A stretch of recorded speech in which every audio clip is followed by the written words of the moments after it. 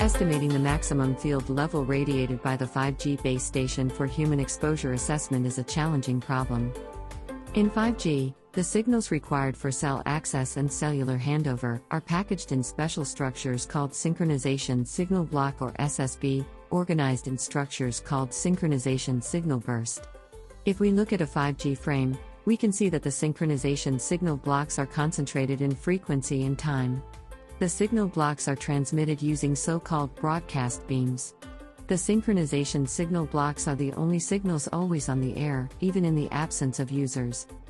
Payload data and associated control signals are transmitted using different types of beams, called traffic beams. Traffic beams have a higher gain and provide a higher field value.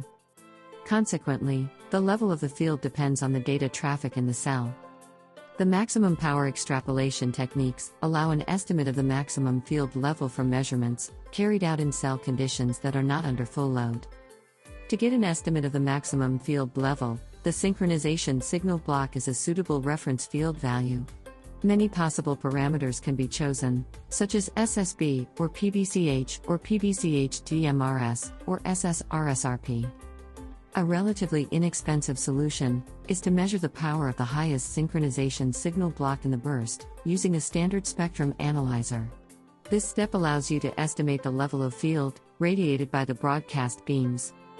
To obtain a conservative estimate of the field radiated by the traffic beam, it is possible to use the information of the envelope of the broadcast beams and the traffic beams that are made available by the vendors. These data do not allow to identify the exact scale factor between the beams, as the measurements are not carried out in free space conditions, and there is an uncertainty about the exact position of the measurement point with respect to the antenna beam, that is generally tilted. To mitigate these problems, the cumulative distribution function of the scale factor of the beams is evaluated in an area around the measuring point. The 95% value is used to scale the field of the broadcast beams.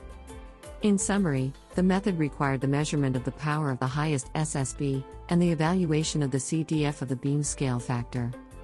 The final value is a conservative estimate of the maximum field level.